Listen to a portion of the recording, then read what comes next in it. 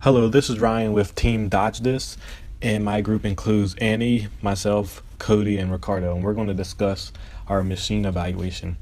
We will go through the evaluation matrix, designs 1 through 4, and design number 5, which is our final design, and then conclusions. The evaluation matrix allows us to compare each design's performance against customer requirements of our product, listed on the left of the matrix. If a robot cannot accomplish the ultimate goal of scoring points and receiving a high score, then the design will not succeed. With this comparison, we are able to identify which design will be most successful in accomplishing our goal. Going into each individual design, our first design includes drawer slides to move to the rubber object and extend it to the center of the arena. It uses a stiff arm to move the rubber object from the area and uses extendable arms that are pushed by actuators to extend to the tennis balls. In order to retrieve the doll, the arm first senses the barrier with a long arm switch and then launches a hook to pull the doll in the area. Finally, ping pong balls are placed in the designated area by sensing with an IR sensor and places the balls by pushing them from the box attached to the drawer slides. This design excels in that it's really easy to set up and is fully autonomous, but has some components like IR sensors and the hook that impacts the object's highest score and its consistent performance. Overall, the design achieved a relative total of 19%, which is not bad, but it is not the highest. Design 2 uses drawer slides to extend to the rubber bone as well as get to the center, and it pushes the rubber bone forward. It sensors the barrier for the doll using IR sensor, and it also uses an roller switch to sense where the ping pong balls need to be placed. And for the tennis balls, it has extendable arms which extend out and pull the tennis balls back into the home zone. Design 2 did well with ease of repair and autonomy. However, it didn't do well with consistent performance, which would lead to it also not doing well with high score. Our third design includes extendable arms that are pushed by actuators in order to extend to the tennis balls and remove the rubber object from the area. In order to retrieve the doll, the drawer slides are used to reach the center of the arena. The machine first senses the barrier with a long arm switch that is attached to a primary arm. It then uses a secondary arm to launch a net that captures the doll, and then a DC motor reels the arm back into the arena.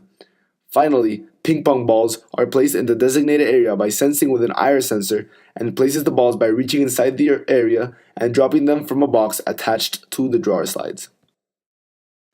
This design excels in that it's really easy to set up, is stable, and is fully autonomous. It performs somewhat consistent, which in turn yields a medium score. This is because the dropping mechanism is not as reliable, and the extendable arms will not always be able to get the rubber object out of the area. Overall, the design achieved a relative total of 21%, which is not bad, but as well is not the highest.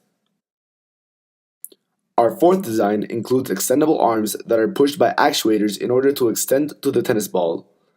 It uses a rolling cart attached to an arm to remove the rubber object from the area and extend to the center of the arena.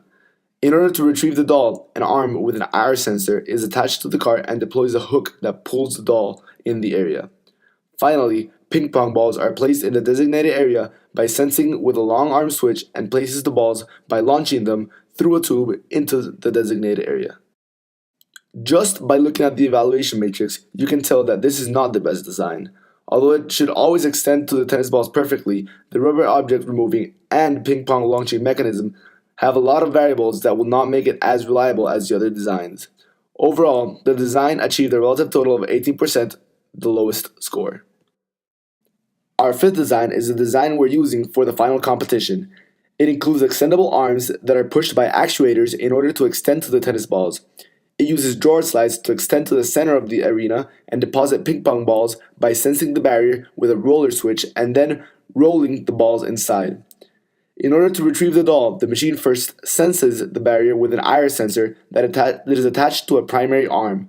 It then uses a secondary arm to reach and corral the doll. A DC motor is then used to tighten a string that grabs the doll and retracts the whole machine back into its original position.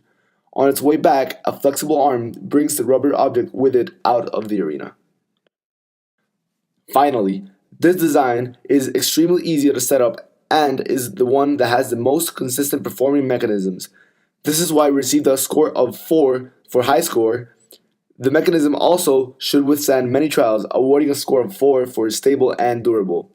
Overall, this design got a relative total of 22%, the highest of them all. I hope you enjoyed our machine evaluation and have a great rest of the day.